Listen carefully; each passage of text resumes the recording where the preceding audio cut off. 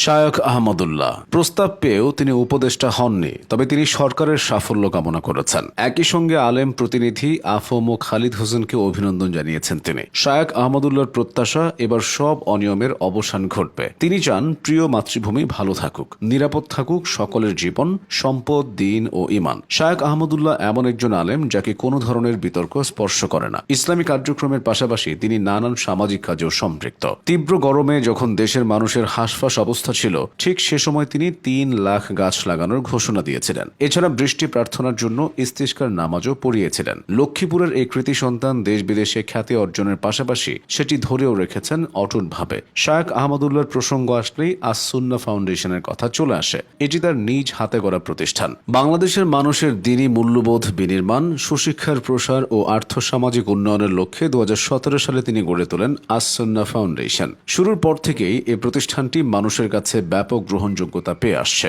এর কারণ হলো আস-সুন্নাহ ফাউন্ডেশন যেসব খাতে কাজ করছে তা আগে অনেকে চিন্তাও করতে পারেনি। প্রতিষ্ঠার পর থেকে অনলাইন এবং অফলাইনে সমান তালে দাওয়াতের কাজ চালিয়ে গেছে প্রতিষ্ঠানটি। আস-সুন্নাহ ফাউন্ডেশনের ইউটিউব চ্যানেল এবং ফেসবুক পেজ থেকে নিয়মিত লাইভের মাধ্যমে ইসলামের আলোকে বিভিন্ন সমস্যার সমাধান দিয়ে যাচ্ছেন শায়খ আহমদুল্লাহ। সর্বোপরি শিক্ষা, সেবা ও দাওয়া 3 বিভাগে কাজ করছে প্রতিষ্ঠানটি। দেশের এমন কোনো জেলা কিংবা উপজেলা নেই যেখানে আস-সুন্নাহ ফাউন্ডেশনের পদচারণা নেই। 2023 সালে প্রতিষ্ঠানটির উদ্যোগে 30,000 লেবুর গাছ সহ সারা দেশে 1 লাখ গাছ রোপণ করা হয়েছিল। চিকিৎসার ব্যয়ভার বহনে অক্ষম রোগীদের চিকিৎসা সহায়তা করার মাধ্যমেও এই প্রতিষ্ঠানটি অনন্য নজির গড়েছে। এসব সাফল্যের পেছনে শায়খ আহমদুল্লাহর যুগোপযোগী এবং কার্যকরী সব সিদ্ধান্ত ভূমিকা রেখেছে। শায়খ আহমদুল্লাহর জন্ম এবং বেড়ে ওঠা লক্ষ্মীপুরের বশিকপুরে। তার বাবা মোহাম্মদ দেলোয়ার হোসেন একজন ব্যবসায়ী ছিলেন। 6 ভাই বোনের মধ্যে আহমদুল্লাহ দ্বিতীয়। মায়ের হাতেই সর্বপ্রথম লেখাপড়ার হাতেখড়ি হয়েছিল তার। তবে তার প্রাতিষ্ঠানিক পড়াশোনার সূচনা হয় বশিকপুর প্রাথমিক বিদ্যালয়ে।